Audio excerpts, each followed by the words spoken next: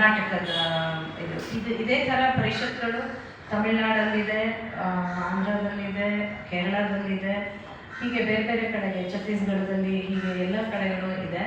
ಈ ಪಾರಂಪರಿಕ ವೈದ್ಯರನ್ನೆಲ್ಲ ಒಂದು ಕಡೆ ಸೇರಿಸಿ ಅವರನ್ನು ಅವರ ಸಂಘಟನೆ ಮಾಡಲಿಕ್ಕೆ ಮುಂಚೆ FRLST foundation for revitalisation of local health traditions ಅನ್ನೋ ಒಂದು NGO, ಈಗ ಅದು ಅಲ್ಲಿ transdisciplinary university for health sciences ಅಂತ, ಅಲ್ಲಿಂದ ಶ್ರೀ ಹರಿರಾಮಮೂರ್ತಿ ಅವರು ಬಂದಿದ್ದಾರೆ, ಪ್ರೊಫೆಸರ್ ಎಮಿರಿಟಸ್ ಅಲ್ಲಿ. ಹಾಗೆ ನಮ್ಮ ಜೊತೆಗೆ ಡಾಕ್ಟರ್ ಸತ್ಯನಾರಾಯಣ ಭಟ್ ಇದ್ದಾರೆ. ತುಂಬ ಜನರಿಗೆ, ಪ್ರೆಸ್ನವರಿಗೆ ಪರಿಚಯ ಇರೋರೆ, ಯಾಕಂದರೆ ತುಂಬ ಪೇಪರ್ನಲ್ಲಿ ಬರೀತಾ ಇರ್ತಾರೆ. ಅವರು ನಿವೃತ್ತ ಪ್ರಾಂಶುಪಾಲರು, ಸರ್ಕಾರಿ ಆಯುರ್ವೇದ ಕಾಲೇಜ್ ಮೈಸೂರು.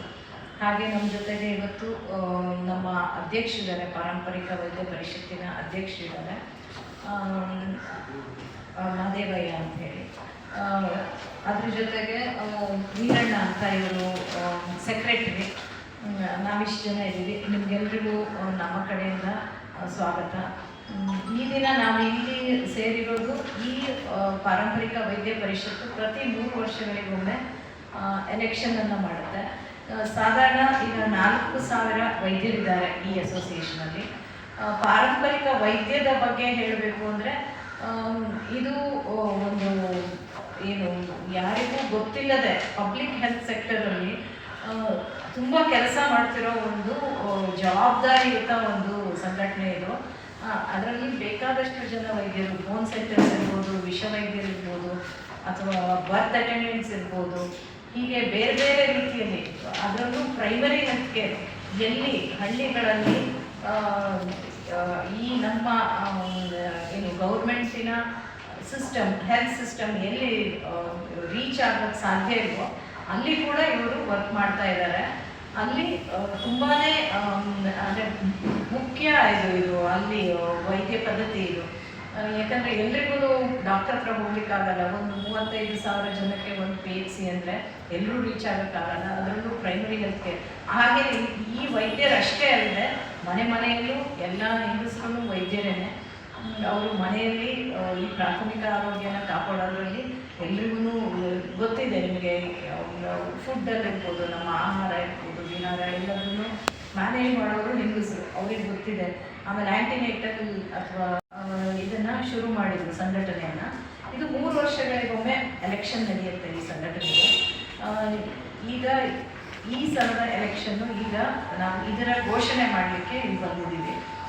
ಈ ಸಲದ ಎಲೆಕ್ಷನ್ನು ನಾವು ಈಗ 15ನೇ ತಾರೀಕಿಂದ ನಾಮಿನೇಷನ್ ಕರೀತಾ ಇದ್ದೀವಿ. 15ರಿಂದ 30ರವರೆಗೆ ವೈದ್ಯರಿಗೆ ಟೈಮ್ ಕೊಟ್ಟಿದ್ದೀವಿ. ಇದರಲ್ಲಿ ಪರಿಷತ್ನಲ್ಲಿ ಯಾರು ರಿಜಿಸ್ಟರ್ ಆಗಿದ್ದಾರೋ ಆ ವೈದ್ಯರು ನಾಮಿನೇಷನ್ ಫೈಲ್ ಮಾಡ್ಬೋದು. ನಾಮಿನೇಷನ್ ಫೈಲ್ ಮಾಡಲಿಕ್ಕೆ ಅವರ ಆಫೀಸಲ್ಲಿ ನಾಮಿನೇಷನ್ ಫಾರ್ಮ್ ಸಿಗುತ್ತೆ. ಅದಲ್ಲದಿದ್ದರೆ ಒಂದೋಕ ನನ್ನ ಆಫೀಸಲ್ಲಿ, ಮಲ್ಲೇಶ್ವರಮಲ್ಲಿ ವನವಿಕಾಸದಲ್ಲಿದೆ ನಮ್ಮ ಆಫೀಸು, ಅಲ್ಲೂ ಸಿಗುತ್ತೆ. ಅದ್ರ ಜೊತೆಗೆ ವೈದ್ಯರು ಬೇರೆ ಎಲ್ಲೂ ಕೆಲವೊಂದು ಕಂಡೀಷನ್ಸ್ ಇದೆ, ಎಲ್ಲೂ ಕೆಲಸ ಮಾಡ್ತಾ ಇರಬಾರ್ದು, ಅಥವಾ ಬೇರೆ ವೈದ್ಯಕೀಯ ಪದ್ಧತಿಯನ್ನು ಅವರು ಪ್ರಾಕ್ಟೀಸ್ ಮಾಡ್ತಾ ಇರಬಾರ್ದು, ಅಥವಾ ಆಶಾ ವರ್ಕರು, ಫಾರ್ಮಸಿಗಳು ಇರಬಾರ್ದು ಅಂತ. ಇದಿಷ್ಟು ಈ ಎಲೆಕ್ಷನಿನ ಪ್ರಕ್ರಿಯೆ ಬಗ್ಗೆ ನಾನು ಹೇಳಬೇಕಾಗಿರೋದು. ಅದ್ರ ಜೊತೆಗೆ 30ನೇ ತಾರೀಕು ಈ ರೀತಿಯ ಗ್ರಾಮೀಣ ಸ್ತರದ ತಳಮಟ್ಟದ ಜನರ ಜೊತೆ ಸದಾಕಾಲ ಬೆರೀತಾ ಇದ್ದಂತಹ ದಿವಂಗತ ಶೃಂಗೇರಿ ಮೂಲದ ದಿವಂಗತ ಉಪೇಂದ್ರ ಶೆಣೈ, ಹೀಗೆ 5 ಜನ ನಾವು ಇದರ ಒಂದು ಸಂವಿಧಾನವನ್ನು ರಚನೆ ಮಾಡಿದ್ದೆವು. ತಾಲೂಕಾ ಮಟ್ಟದ ಸಂಘಟನೆಗಳು ಜಿಲ್ಲಾ ಮಟ್ಟಕ್ಕೆ ಅವರು ಆಯ್ಕೆ ಮಾಡ್ತಾರೆ.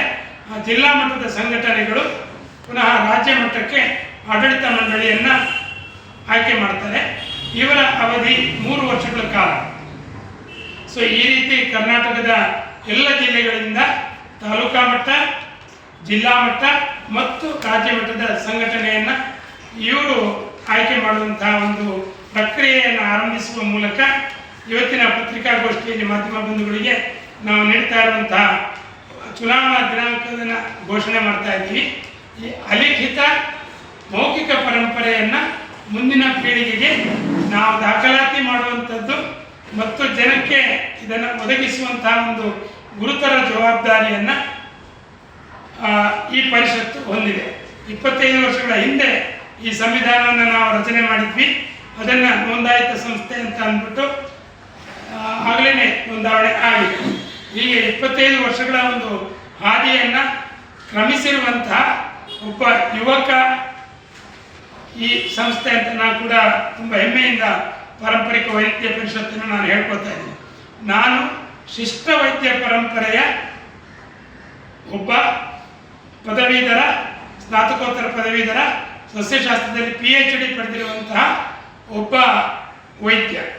ಅನೇಕ ಬಾರಿ ಜನ ನನ್ನನ್ನು ಕೇಳ್ತಾರೆ, ಡಾಕ್ಟ್ರೇ ನೀವು ಆಯುರ್ವೇದ ವೈದ್ಯರಾಗಿ ಈ ರೀತಿಯ ಪಾರಂಪರಿಕ ವೈದ್ಯ ಪದ್ಧತಿಯನ್ನು ನೀವು ಪ್ರೋತ್ಸಾಹಿಸಿದರೆ ನಾಳೆ ನಿಮ್ಮ ಆಯುರ್ವೇದ ವೈದ್ಯರಿಗೂ ಕೂಡ ತೊಂದರೆ ಆಗ್ಬೋದು, ಗ್ರಾಮ ಮಟ್ಟದಲ್ಲಿ ಈ ರೀತಿಯ ಸಂಘಟನೆಗಳನ್ನೇ ನೀವು ಹೆಚ್ಚು ಒತ್ತು ಕೊಡ್ತಾ ಹೋದರೆ ಅಲ್ಲಿರುವಂಥ ಗ್ರಾಮ ಮಟ್ಟದ ಆಯುರ್ವೇದ ವೈದ್ಯರಿಗೆ ತೊಂದರೆ ಆಗ್ಬೋದು ಅಂತ ನನ್ನನ್ನು ಪ್ರಶ್ನೆ ಮಾಡಿದ್ದಾರೆ. ಅನೇಕ ಸಮ್ಮೇಳನಗಳಲ್ಲಿ ಈಗಾಗಲೇ ಸುಮಾರು ಎಷ್ಟು ಸಮ್ಮೇಳನಗಳು ನಡೆದಿದೆ ಅಧ್ಯಕ್ಷರೇ? 15 ರಾಜ್ಯ ಸಮ್ಮೇಳನಗಳು. ಹೌದು, 15 ರಾಜ್ಯ ಸಮ್ಮೇಳನಗಳನ್ನು ಯಶಸ್ವಿಯಾಗಿ ನಿರ್ವಹಣೆ ಮಾಡಿರುವಂತಹ ಈ ಪಾರಂಪರಿಕ ವೈದ್ಯ ಪರಿಷತ್ತು ಸಿದ್ಧ, ಯೋಗ, ನ್ಯಾಚುರೋಪತಿ 7 ಪದ್ಧತಿಗಳು, ಶಾಸ್ತ್ರೀಯ ಪದ್ಧತಿಗಳು ಇರುವ ಒಂದೇ ರಾಜ್ಯ ಕರ್ನಾಟಕ. ಇಡೀ ರಾಷ್ಟ್ರದಲ್ಲಿ ಇಲ್ಲಿ ಇರುವ ವೈದ್ಯರು ಸುಮಾರು 45,000 ವೈದ್ಯರು ಇದ್ದಾರೆ. ಇವರನ್ನ ಸೇರಿಸಿ ಒಂದು ಕಮ್ಯುನಿಟಿ ಬೇಸ್ಡ್ ಹೆಲ್ತ್ ಪ್ರೋಗ್ರಾಮನ್ನು ಮಾಡಬೇಕು. ಇದರಲ್ಲಿ ಮನವಿ ಇಟ್ಟಿದ್ದೀವಿ. ಅವರು ಒಂದು ಮೀಟಿಂಗ್ ಕರಿತೀನಂತ ದಿನೇಶ್ ಗುಂಡೂರಾವ್ ನಮ್ಮ ಸ್ವಾಸ್ಥ್ಯ ಸಚಿವರು ಡೇಟು ಫಿಕ್ಸ್ ಮಾಡಿಲ್ಲ. ಇದೆಲ್ಲ ಆಗಬೇಕು ಮತ್ತು ಈ ಎಲೆಕ್ಷನ್ ಆಗಬೇಕು, ನಿಮ್ಮ ಸಹಕಾರ ಬೇಕು ಅಂತ ಬೇಡ್ಕೊಂಡು ನನ್ನ ಮಾತನ್ನು ಮುಗಿಸ್ತೀನಿ. ಧನ್ಯವಾದಗಳು. ನಿಮ್ಮಲ್ಲಿ ಏನಾದರೂ ಪ್ರಶ್ನೆಗಳಿದ್ರೆ ನಮ್ಮ ಅಧ್ಯಕ್ಷರಿಗೆ ಥ್ಯಾಂಕ್ ಯು. ರೂಪಾ ಅವರು. ಮೇಡಮ್, ಎಲೆಕ್ಷನ್ ಯಾವಾಗ ಫಿಕ್ಸ್ ಮಾಡಿದ್ದೀರಾ?